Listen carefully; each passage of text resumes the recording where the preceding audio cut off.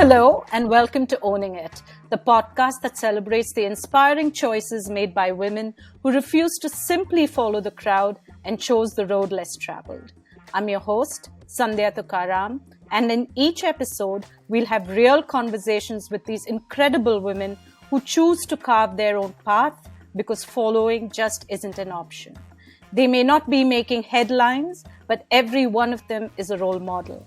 So join me and let's explore the power of choice and the inspiration it brings right here on Owning It. I met Mitul Lall about 4 years ago as the young communications lead at Josh Talks.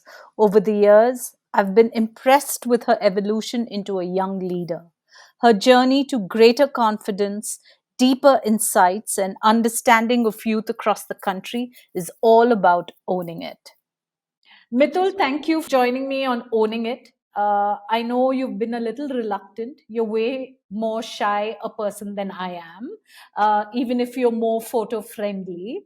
But I'm glad you've made it. Like I've told you many times, um, and even recently, when I first met you about 4 years ago, and I remember that very distinctly, it was at a game convening in December of 2019. And I remember a very warm, friendly, beautiful girl who came and attended the entire session. And since then, we've met multiple times. And I love how you still have the quietness, you still have the warmth, but you've gained in confidence. You're able to make a point in the exact opposite way that I do. I need to make a point where I'm almost beating a person up, but you're able to make it with quiet confidence. So there's a little bit of envy. But I want to start our conversation with you talking about this growth of yours in the last 4 years. Thank you so much for having me, Sandhya, and inviting me to be a part of this conversation. Excited to be here. And yeah, I think, I still remember when we met in December 2019.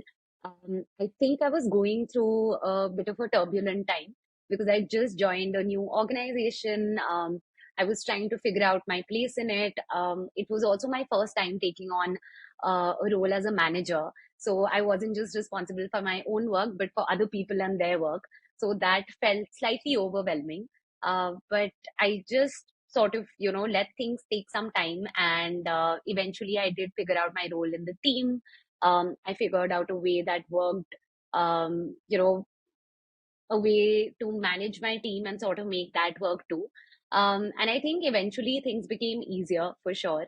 And, I realized that the only way to really figure any of this out is just to show up every day and, be committed to the larger goal as well.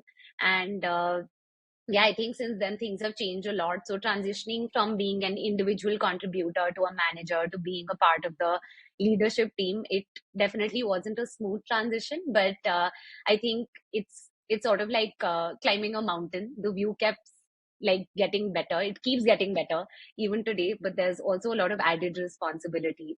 So yeah, I think it's been a roller coaster as such, and I'm enjoying the ride. So let's talk about when before you got on the roller coaster. Yeah. And like I've said many times, I for some reason like to go back to age 10. I feel like age 10 is a time when we have a fairly definitive personality, we have a distinct memory, and our likes and dislikes and aspirations are somewhat beginning to happen. And of course, then life gets more complicated, and I think that's why I like age 10. So Yeah. introduce me to Mitul at age 10. Tell me about where you were, what your aspirations were, and Yeah. then we'll connect the dots to who you are today. Yes. So, yeah, I think firstly, it's very hard to imagine Mitul being age 10 again. But I've been born and raised in Delhi. So I was in Delhi at that time as well. I think from the very beginning, I have like, I think very early out, as a child, I've started reading a lot. I've always been a voracious reader. And I think, I was known to be that kid who was completely, would be sitting in a room and you wouldn't notice me because I'd be in one corner with like my nose stuck up in a book. And I think, yeah, that's what my world was. I'd get completely captivated by stories, lost in them. Used to love reading like these detective thrillers, novels, and all kinds of fiction. So I think that's what my world was like, sort of living in these alternative realities. And yeah, I think I still sort of have that even today, that constant urge to like explore new things, try things out, to just like, really push myself out of my comfort zone. So yeah, I think that it sort of started early on in my childhood, and it remains till date. Would you say you were a confident kid or were you a shy kid? Oh, I was very confident. I was growing up, I was a very confident child. I wasn't a shy kid at all. In fact, I used to be very confident as a child, and throughout like school. And I would, yeah, I think throughout school as well.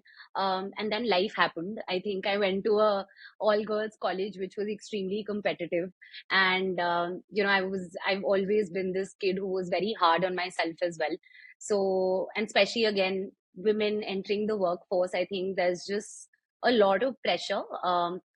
Some of it is external, a lot of it is internal.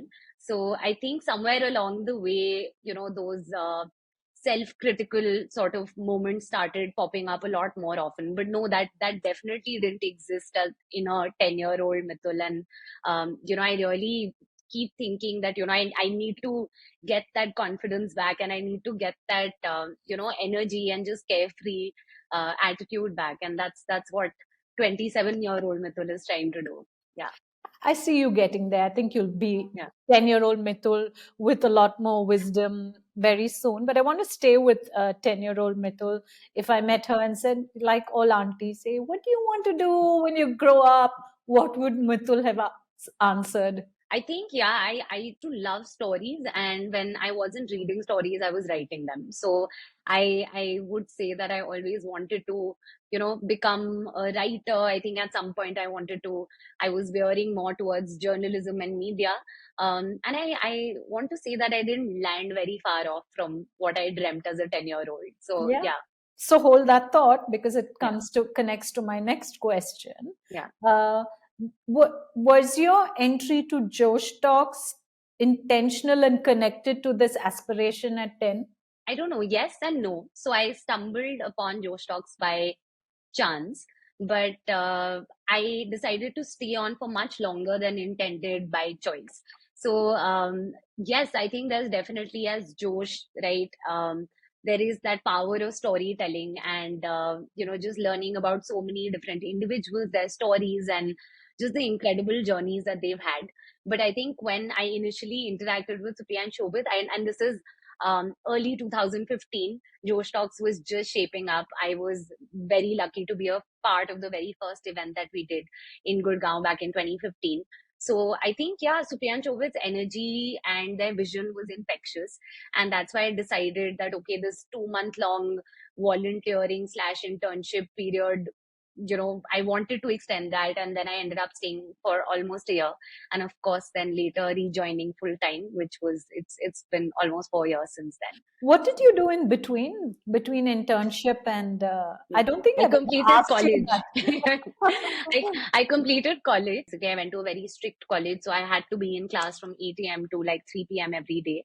And there was this period of 8 to 10 months where I would go and attend class every day. And after 3 p.m., I would get out of college and actually take the metro and come to Gurgaon. That's where our headquarters was at that time, and still is. But I basically did that. After a period of time, I realized it wasn't very sustainable. So I went back to being in college full time, and I did a lot of internships, explored a lot of other options as well. I've always been someone who likes to try out new things, so I did that. Once I graduated from college, I was working. I interned at the International Labour Organization, and after that I started working as a consultant with GIZ. Then I was working with UNESCO, and that's when Supriya reached out, and the rest, as they say, is history. So yeah. Yeah, short history, but history nevertheless. Uh, Yeah. considering you're all, my favorite thing to say is embryos at Josh Talks. But speaking about embryos at Josh Talks and the very young team Yeah. uh, that you all are, what does it mean to be a young leader of a young team focused on young aspirations? Yeah. So I will never get over your embryo joke, just by the way. But yeah, we're so I think I would say it's equal parts demanding and sort of rewarding. It definitely helps that we're a bunch of young people who are extremely passionate and show up with a lot of energy and enthusiasm every day to really make a difference in this world. And I think we're committed to that. So it's incredible to be a part of a team like this. And especially for Josh Talks, being connected to our audience, being connected to our users, with our age, being sort of digital natives where we spend so much of our time on the internet, it helps a lot. Being a person who's in the leadership team, I think there can be challenges at times where, of course, there are certain experiences that you only gain with age. So there are limitations at times, but in those instances, we have to be open to learning. We seek guidance from outside, from wiser people like you and other incredible mentors that we have in this journey as well. So I think we're trying to find that balance, but definitely the energy, the agility, I would say, and just the commitment to this helps us. It has helped us navigate the slightly more challenging times that have also come our way in the last few years. Are there specific skills you've had to learn, Mitul, to be a leader? See, to be a leader is some specific skill sets. There are some people who are amazing at what they do, but may never be good leaders, and that's Yeah, okay. yeah. To be a good leader, I think some people have it naturally, and some people are really intentional about it and go out there and say, you know what, I want to be this kind of leader. Uh, have you ever thought about it? And is there something that you felt like you had to learn or Oh, yeah, adapt to? absolutely. I think learn and unlearn both, right? So I agree with you. I think there are certain individuals who are born leaders, but I think, in the current sort of work environment, there's a lot of unlearning and relearning that has to happen as well. So there are parts of, my work that I have to consciously work on. I think the first being, developing this ability to think strategically and think more critically. So when I joined and, early on in my career as well, I was so focused on like the immediate task at hand or just executing or, just putting my head down and getting the work done or immediate problem solving. But over a period of time as a leader, you have to, develop that ability to take a step back, hit pause and understand how does that tasks really tie into the larger vision and mission of the organization. Being strategic about where we're spending our time, where we're allocating our resources as well. So that's one. And I think, secondly, as a leader of any organization, I think being resilient is something that I've also worked on over a period of time because it's not a sprint, it's a marathon. And there are times when, we have our fair share of like, tough moments, difficult moments. There are days where there are intense failures as well. But I think constantly reminding ourselves that we're in this for the long haul, being positive, spreading that positive attitude amongst the team as well, and just knowing again when to step back and take care of yourself and coming back the next day more sort of determined, more resilient. I think that's something that I'm working on. And the third part I wanted to add though, because I mentioned that, there's a lot of unlearning that's required as well. So growing up, Sandhya, like, I was always told that I'm someone who's very empathetic. And I think I still am, and I still consider it a superpower of mine. But what I realized along the journey is that being over empathetic can also be a hindrance in a workplace. So, knowing how to draw those boundaries and knowing when to say that, okay, enough is enough. And, I think that's also a process that has taken me some time to learn. And I'm consciously working on, setting those boundaries, saying no when it's important to say no. So, yeah, I think these Yeah. are some of the things that I've had to learn and I'm still learning. Yeah, I mean, I think if we stop learning, we stop living. Uh, Yeah. but it was an interesting point that you made about you needed to learn to be uh, not to be too empathetic. The one thing I've learned as a leader, and this is something I have to really consciously learn, because you know me, I'm very extra about everything. I think it's important to find a balance. I think if you're able to approach things from a balanced perspective, whether it is, even if you're angry, can you temper that down? If you have a point of view, can you offer it in a balanced way? If you're empathetic, can it be balanced with whatever counterbalances that? So I'm glad you mentioned that, because for me it's definitely, I'm the opposite of balance. And so I'm glad we touched on that. Where do you see yourself in 5 years? uh, and I'd like you to be as candid as possible. This is a, like I said, not an interview. This is a chat between Mitul and Sandhya, except we're not, having a beer or a cocktail. So No, Sandhya, I think if I had to give you the very honest answer, I would say that I don't know. And that's the truth. I don't think I have an end destination in mind for myself 5 years or 10 years from now. For me as an individual, being in an environment that's stimulating, that helps me grow, that challenges me, is extremely critical. And I hope 5 years from now, I am able to sort of strive to be in such an environment, and hopefully I'll be there.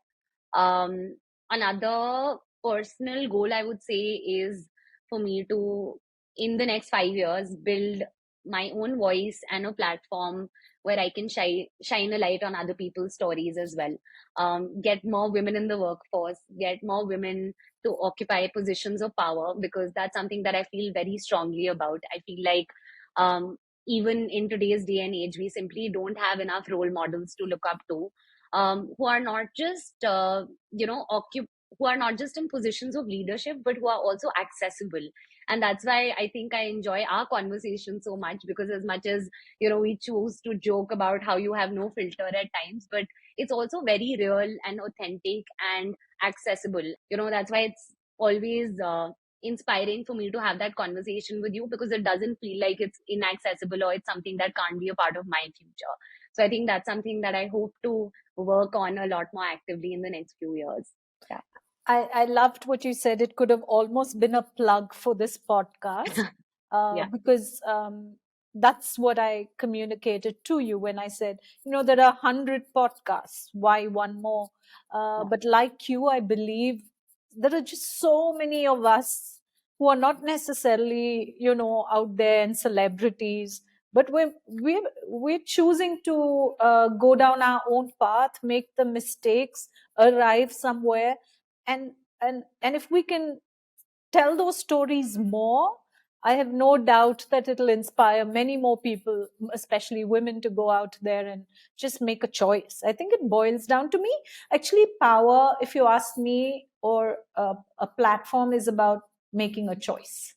If you have the freedom to make a choice, do you agree? Yeah, for sure. And yeah, I think that's the sort of being in a position where we have the ability to choose. So I think we're very lucky to be in that space even today. And I think 5 years from now, I hope that we're able to include more women in these conversations, and really include widen the scope of these conversations as well. So yeah, for sure. Thank you for this conversation. I've really enjoyed, and I'm repeating myself, seeing you come into your own and owning it. And that's why I enjoyed having you on owning it. More power to you, Mitul. I'll keep watching and clapping and making fun of you as you hit your stride and make it stronger and stronger. Thank you. Thank you so much, Sandhya. This was really fun. Thank you for joining us on Owning It. With every conversation with women who are taking control of their narrative, I'm constantly inspired. Don't forget to tune into the next conversation with yet another woman choosing her own path and owning it.